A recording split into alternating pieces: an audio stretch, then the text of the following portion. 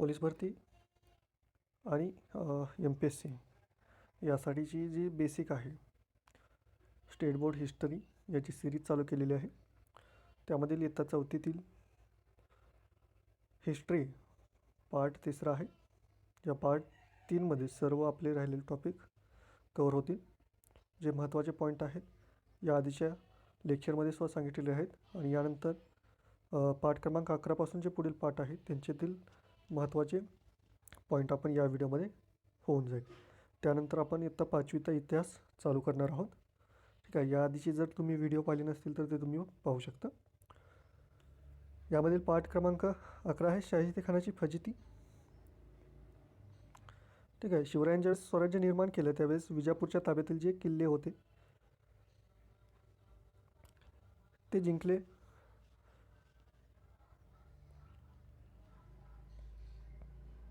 नंतर ज्यावेळेस आदिलशहाला कळालं की आपलं काय होणार नाही, शिवरायांशी लढून आपलं काय होणार नाही, त्यावेळेस त्यांनी शिवरायांशी तह केलं आणि त्यांचं स्वतंत्र जे स्वराज्य आहे ते मान्य केलं. यामुळे काही काळ जे आहे ते दक्षिणेची जी बाजू आहे ती सुरक्षित झाली. त्यानंतर शिवराय उत्तरेकडील जे मुघल आहेत त्यांच्याकडे वळले. ठीक आहे. मुघलसुद्धा स्वाऱ्या करत होते महाराष्ट्रावर. दिल्लीचा बादशाह होता औरंगजेब, हा मुघल बादशाह होता त्या काळचा.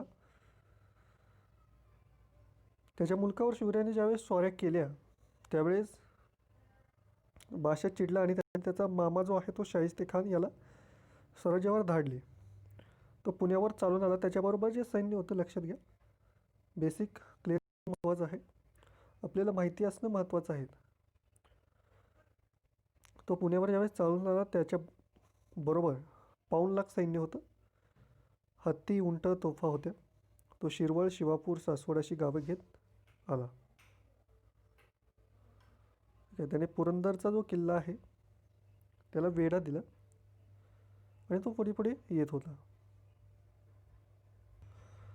पुरंदरच्या किल्ल्याला ज्यावेळेस वेढा दिला त्यावेळेस जे मावळे आहेत, मावळ्यांनी अतिशय हुशारीने त्यांना खिंडीत गाठून त्यांच्यावर आक्रमण केलं. त्यावेळेस शाहिस्तेखानचं जे सैन्य आहे ते हैराण झालं आणि त्याने पुरंदरचा जो वेढा आहे तो उठवला. फिरंगोरी नरसाळा याच्याबद्दल जी माहिती आहे ती आपण इथं पाहूया. शाहिस्तेखान जो आहे तो पुण्याकडे वळाला. त्याने चाकणचा किल्ला घेतला. चाकणच्या किल्ल्यात फिरंगोजी नरसाळा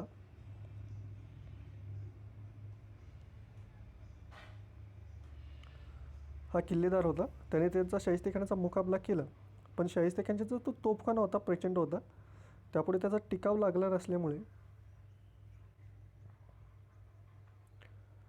फिरंगोजी नरसाळ्याला त्यांनी शाहिस्तेखान जो आहे तो खुश झाला आणि त्याला बादशाहाची चाकरी आणि आमिषकी दाखवलं, पण फिरंगोजी बदलला नाही. त्यानंतर पुण्यामध्ये शाहिस्तेखान आला. त्यानं जो मुक्काम केला तो लाल महालामध्ये मुक्काम केला. लाल महाल कोठे आहे? लाल महालाबद्दल आपण याआधी जे लेक्चर आहे त्यामध्ये पाहिलेलं आहे. ठीक आहे.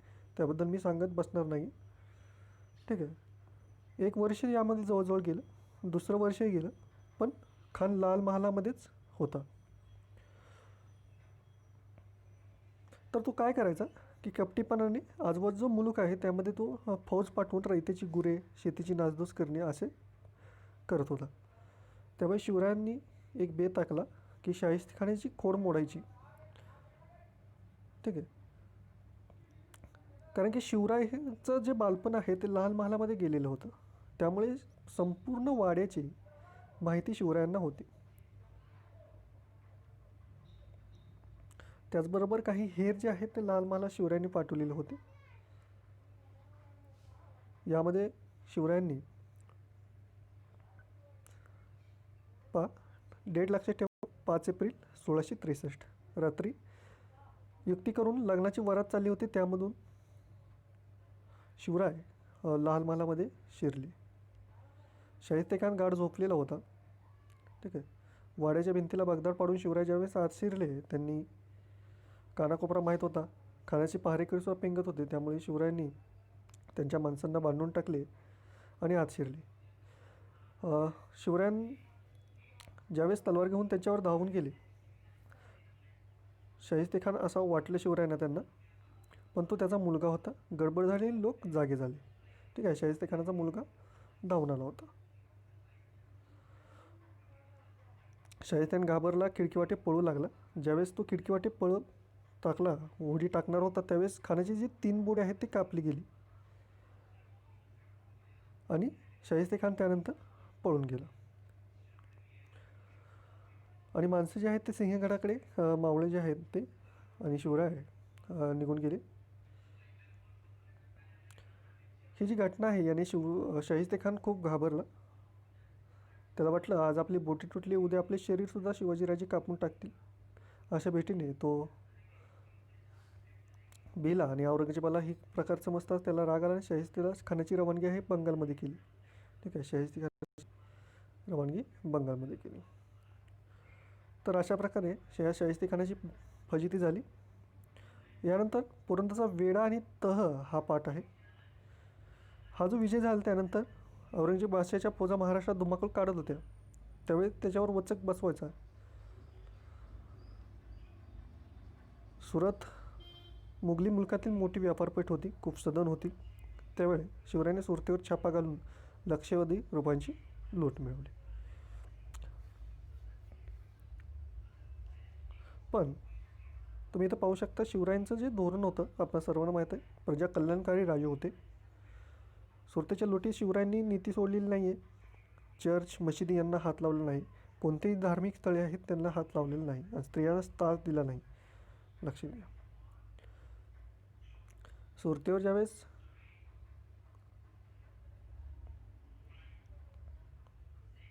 मिर्झाराजे जयसिंग या बलाढ्य सेनापतीला बादशाने शिवरायांवर धाडले. त्याच्याबरोबर दिलेर खान होता हा सरदार आणि खजिना आणि दारुगोळा त्यांच्याबरोबर पाठवला. ते दक्षिणेत आले. सुरतेच्या मोहिमेवरून शिवराय परततात तोच सन 1664मध्ये त्यांना कर्नाटकहून एक दुःखद बातमी आली. त्यावेळेस शहाजीराजे यांचं शिकारीच्या प्रसंगी अपघाती निधन झालेलं होतं. त्यातच पुरंदर हा किल्ला बळकट प्रचंड आहे. हा किल्ला घेतल्याशिवाय शिवरायांचा बिमोड करणे शक्य नाही हे दिलेर खान जाणवता. त्यामुळे त्याने पुरंदरला वेढ दिला. पुरंदरचा किल्लेदार कोण होते? मुरारबाजी हे होते. ज्यावेळेस पुरंदरच्या किल्ल्याला वेढा देऊन त्यांनी आक्रमण केले, मुरारबाजी आणि मावळे हटले नाहीत. त्यांनी झुंज दिली, तोफांचा भडीमार केला. पण माचीचा बुरुज ढासळल्यामुळे मुघल माचीवर चढले.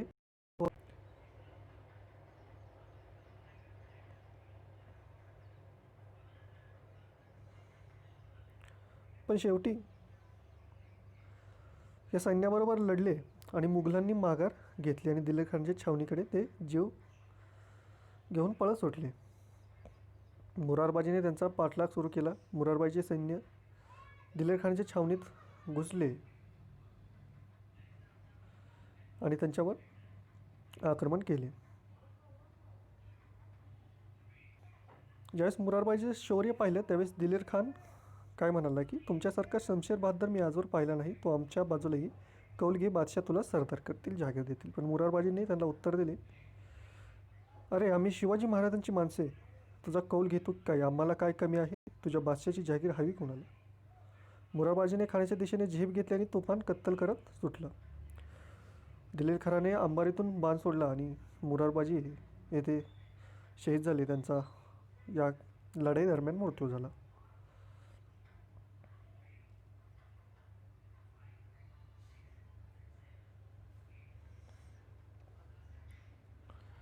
त्यावेळेस पुरंदरचा तह का करावा लागला? त्यावेळेस शक्ती चालेना, युक्ती उपयोगी पडेना, तेव्हा काही काळ माघार घेणे योग्य होते. त्यामुळे मुघलांची तह करायचं ठरवलं आणि ते स्वतः जयसिंगाकडे गेले शिवाय आणि त्याच्याशी म्हणले. यावेळी जो तह झाला हा तह कधी झालेला आहे?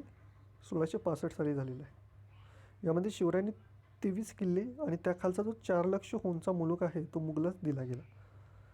1665 साली हा तह झाला. डेट लक्षात ठेवायची आहे. आणि याच वेळेस शिवरायांनी आग्र्यात जाऊन बादशाची भेट घ्यावी असे जयसिंगांनी सुचवले आणि त्यांना सुरक्षेची हमी दिली. पुढे काय होईल ते आपण पाहूया.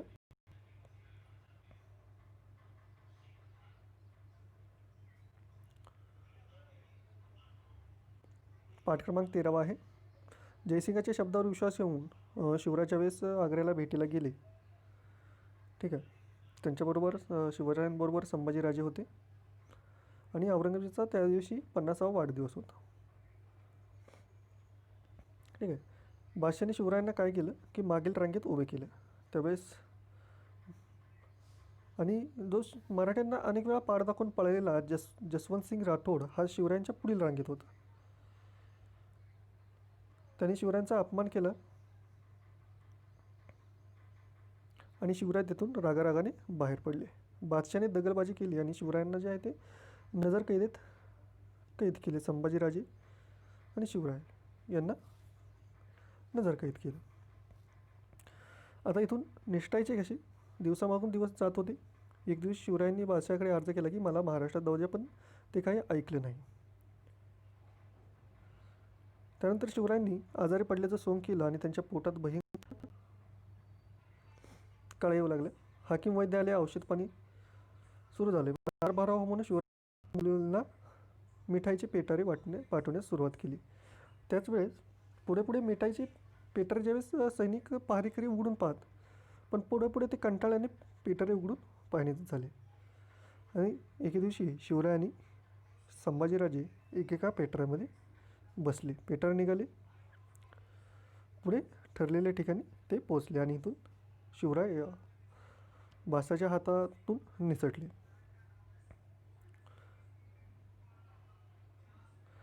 त्यावेळेस संभाजीराजांना मथुरेमध्ये शिवरायांनी एका सुरक्षित ठिकाणी ठेवलेलं होतं.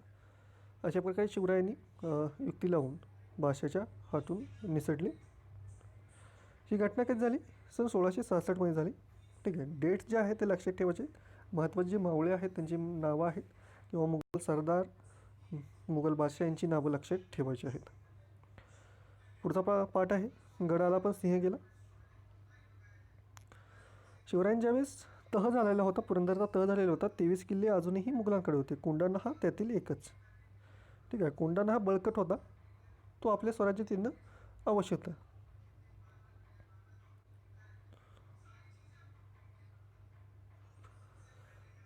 तर तानाजी मालसुरे महाडजवळ उमरटी गावचे,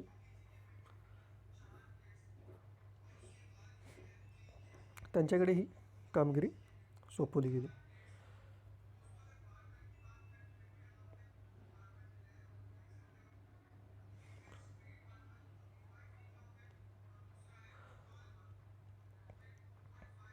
ही जी लढाई झाली कोंढाणा किल्ल्यावरची त्यावेळेस तानाजी मालसुरे हे धारातीर्थी पडले. हे पाहून मावळ्यांचा धीर खचला, ते पळू लागले. पण सूर्याजी यांनी काय केलं की मावळे कल्याण दरवाजातून आत येऊन पोचले.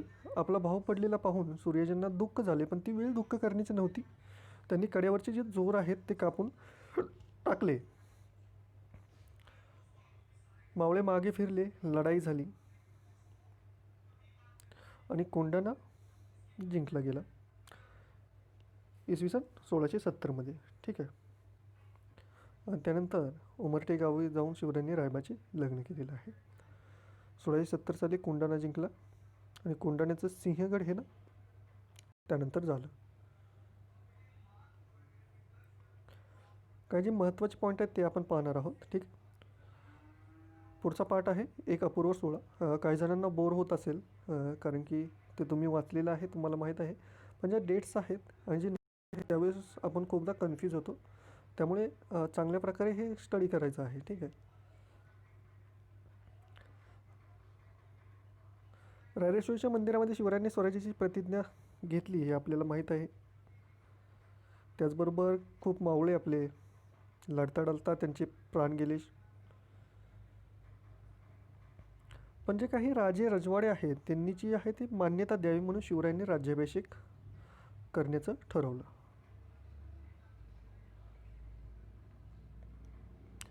स्वराज्याची राजधानीसाठी रायगडची निवड केली, कारण की रायगड हा मजबूत किल्ला होता आणि रायगडावरून जे देखरेख करणं सोपं होतं. समारंभाची तयारी झाली आणि राज्याभिषेकाचा सोहळा जो आहे तो झालेला आहे. यामध्ये तुम्ही पाहू शकता की राजे, विद्वान ब्राह्मण, हाताखालचे सरदार, कामगार हे आले. पौरोहित्य करण्यासाठी राज्याभिषेकाचे काशीहून गागाभट्ट आले. लक्षात ठेवायचं, कोण आले होते काशीहून? गागाभट्ट हे आले होते. ठीक आहे. गागाभट्ट हे मूळचे पैठणचे, पण काशीमध्ये ते स्थायिक झालेले थोर पंडित होते.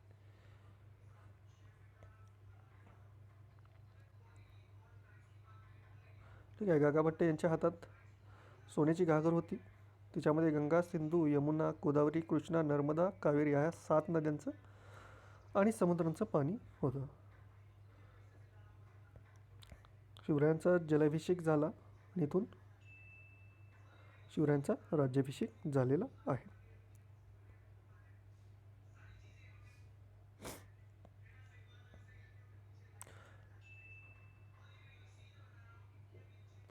हे अष्टप्रधान मंडळ त्यावेळेस होतं.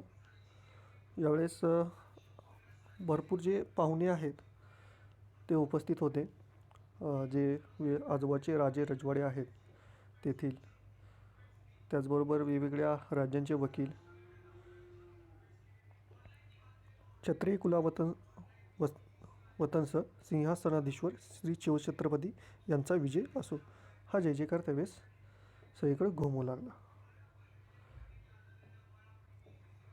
इसवी सन 1674 शिवरायांचा राज्याभिषेक झाला. लक्षात ठेवायचं, राज्याभिषेक तेव्हापासून राज्याभिषेक हा शक सुरू झाला. ठीक आहे. शिवाजी महाराज हे शककर्ते राजे झाले. स्वतःची आता नाणी पाडली. निरनिराळ्या देशांचे वकील होते. इंग्रजांनी ऑक्झिंडेन नावाचा वकील पाठवला होता. लक्षात ठेवायचं, इंग्रजांनी कोणता वकील पाठवला होता? ऑक्झिंडेन हा नावाचा. अशा प्रकारे स्वराज्यामध्ये शिवरायांचा राज्याभिषेक झाला. यानंतर दक्षिणेकडील मोहिमा अतिशय महत्त्वाच्या आहेत.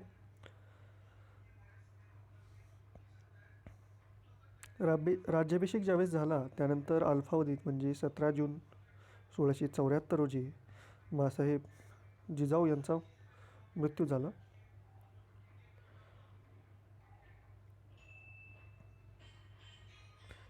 यानंतर शिवरायांनी कर्नाटक प्रांतावर स्वारी करण्याचा निश्चय केला. कारण की आदिलशाही यांना मुळीच भीती नव्हती, कारण की आदिलशाही मोडकळीस आली होती आणि मोगल बादशाह औरंगजेब हा मात्र मराठ्यांचे राज्य नष्ट करण्यासाठी टपून बसलेला होता. त्यामुळे समजा जर मुघल स्वराज्यावर चालून आले तर दक्षिणेत सुद्धा असं मजबूत ठाणं असावं. त्यामुळे शिवरायांनी दक्षिणेकडे मोहीम केली आणि शिवरायांनी गोलकोंड्याच्या कुतुबशहाची मदत मागितली. त्याने शिवरायांना मदत देण्याचे कबूल केले.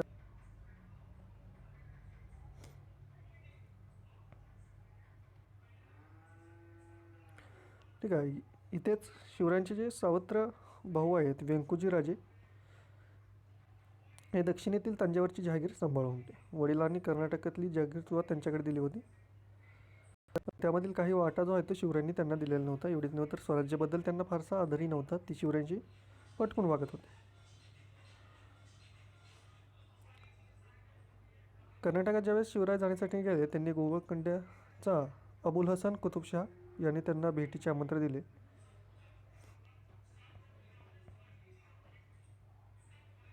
गोवळकोंडा ही कुतुबशहाची राजधानी आहे. लक्षात ठेवायचं, गोवळकोंडा ही कुतुबशहाची राजधानी होती.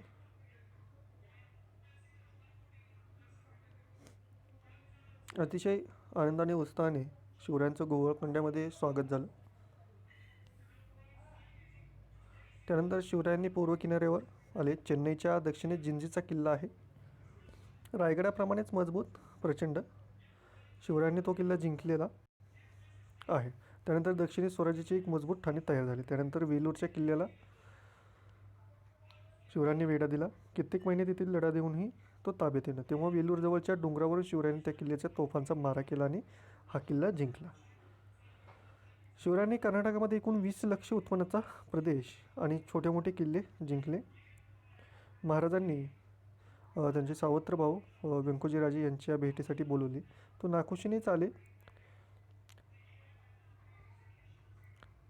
त्यांनी त्यांची समजूत घातली. स्वराज्यामध्ये कार्यात त्यांनी सहकार्य करावे असं सांगितलं. काही दिवस व्यंकोजी राजे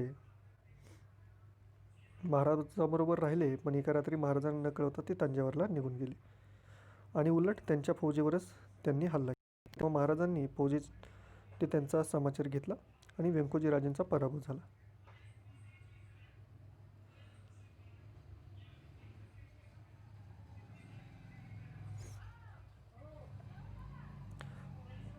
शिवाय कर्नाटकातील जो विजय आहे तो प्रदेश जिंकून रायगडावर परतले.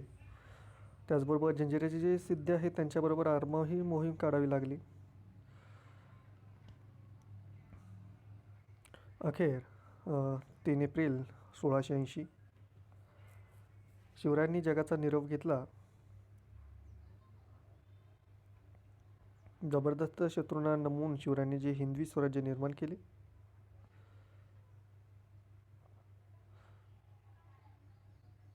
ठीक आहे, तुम्ही इथं पाहू शकता शिवरायांनी जे स्थापन केलेलं स्वराज्य आहे. एक मॅप आहे इथं, तुम्ही इथं पाहू शकता.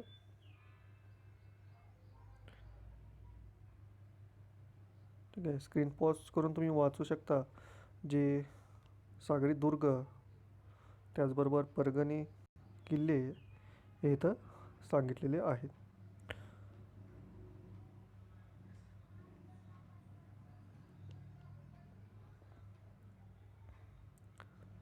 आता जी महत्त्वाची माहिती आहे गडकोटांचे आणि आरमाराचे व्यवस्थापन कशा प्रकारे केलेलं होतं ते आपण यामध्ये पाहूया.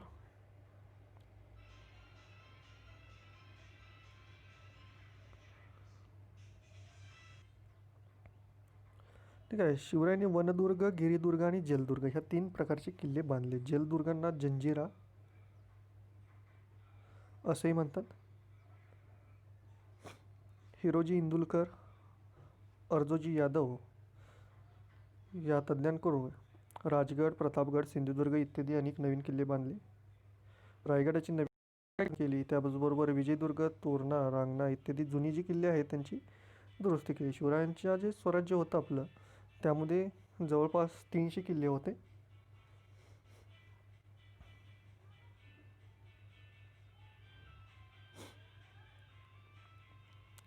आज जी सिस्टीम होते किल्लेदारापासून ती आपण पाहूया. ठीक आहे, किल्लेदार असे त्या किल्लेदाराचं जे कार्य आहे ते किल्ल्यांचं संरक्षण करणे, सबनीस कारखानीस यांना आज्ञा देणे आणि सरकारी पत्री हुकूम व आदेशाचे पालन करणे ही अशी सिस्टीम होती. किल्लेदारांच्या हाताखाली सबनीस आणि कारखानीस असं. सबनीसांचं जे आहे कार्य काय होतं ते जमा खर्च जो आहे तो हिशोब ठेवणे आणि गडावरील आणि गडाखालील प्रजेकडून कराची वसुली करणे आणि पत्रव्यवहार सांभाळणे होतं. यानंतर दुसरं महत्त्वाचं पद म्हणजे कारखानीस. गडावर जे लोक राहतात त्यांना धान्य आणि वस्तूचा पुरवठा करणे, तोफा, बंदुकांना लागणाऱ्या दारुगोळाची व्यवस्था करणे, गड आणि गडावर असणाऱ्या इमारतींची देखभाल करणे, व्यवस्था करणे हे कार्य कारखानीस यांचं होतं.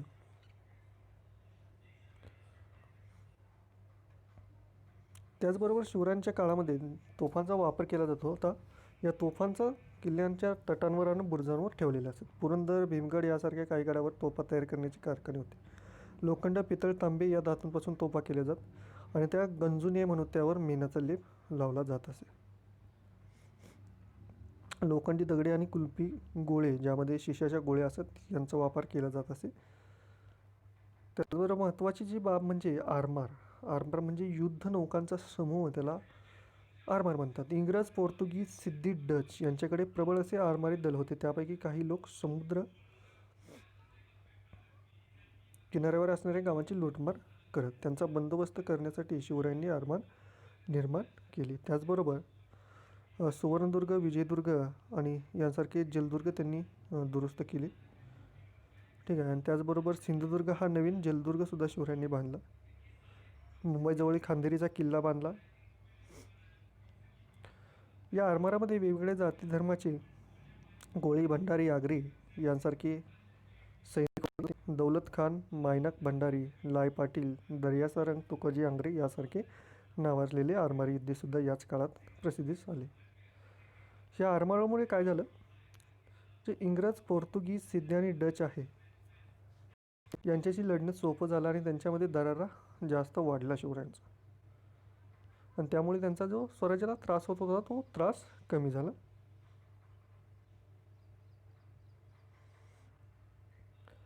मध्ययुगीन काळामध्ये शिवरायांनी हे पहिलं आहे आरमार उभं केलेलं, लक्ष ठेवायचं. त्यामुळे शिवछत्रपती शिवाजीराजे यांना भारतीय आरमाराचे जनक म्हटलं जातं.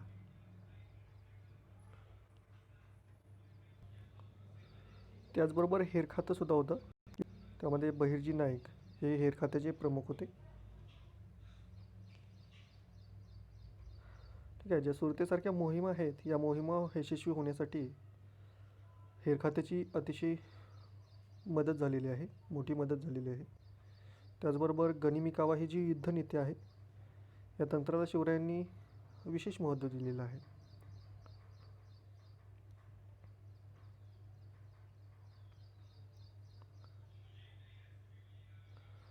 आता पाहूया लोकांनी जी स्वराज्य होतं त्याचं व्यवस्थापन कसं केलं जातं.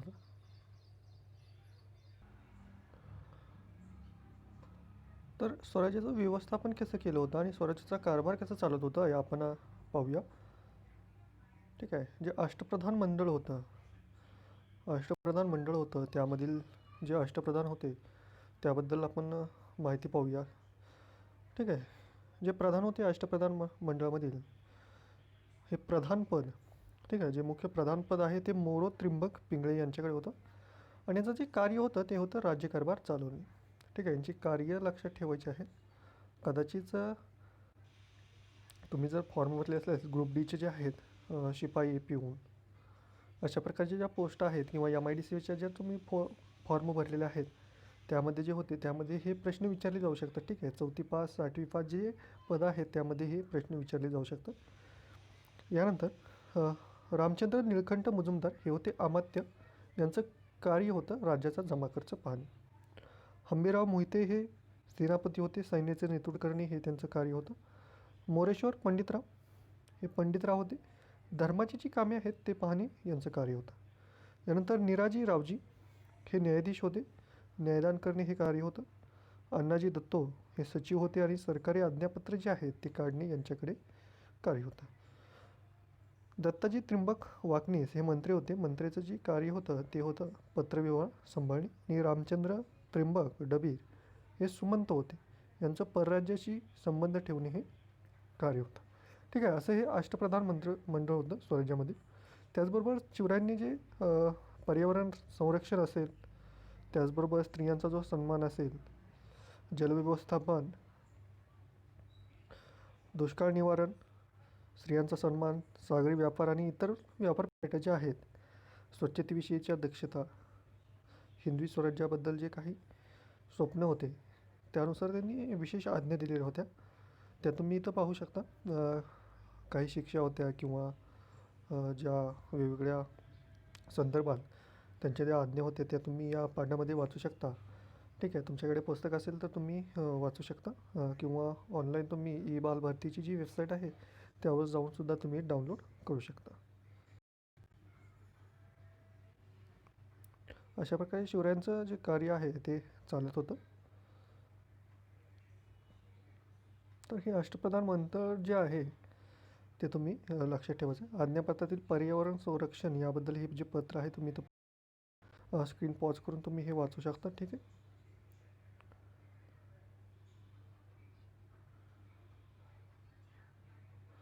तर हे पूर्ण जे आहे ते 4थीचा इतिहास आपण पाहिलेला आहे. ठीक आहे. 4थीचा इतिहास पाहिलेला आहे. स्वराज्याबद्दल भरपूर माहिती यामध्ये दिलेली आहे. ठीक आहे. शिवरायांनी जे लिहिलेलं एक पत्र आहे. ठीक आहे. हे पत्र हे पाठीमागचं जे पृष्ठ आहे त्यावर आहे, तुम्ही इथं वाचू शकता. ठीक आहे. मोडी लिपीत हे लिहिलेलं असतं. मोडी लिपी त्यावेळेस वापरत असत. शत्रूची नाणी ठाणी उठवून आपली ठाणी बसवावी म्हणून शिवाजी महाराज परगणा छत्रपती शिवरायांनी परगणा मुरगुडचे जिल्हा कोल्हापूर येथील देसाई रुद्रप्पा नाईक यांना दिनांक 11 डिसेंबर 1676 रोजी जे पत्र पाठवले आहे ते हे पत्र आहे, मोडी लिपीतील आहे. ठीक आहे. तर अशा प्रकारे आपण 4थीचा इतिहास पाहिलेला आहे. यानंतरचे जे व्हिडिओज होतील त्यामध्ये आपण आता 5वीचा इतिहास पाहणार आहोत. ठीक आहे. याआधीचे तुम्ही पार्ट पाहिले नसतील, याचे 2 पार्ट आहेत ते तुम्ही पाहू शकता. जर हा व्हिडिओ आवडला असेल तर व्हिडिओला लाईक करा. चॅनलवर नवीन असाल तर चॅनल सबस्क्राईब करून शेअर करा आणि हा व्हिडिओ कसा वाटता आणि त्याचबरोबर तुमचे काही सजेशन असतील तर तुम्ही खाली कमेंट बॉक्समध्ये कमेंट करू शकता.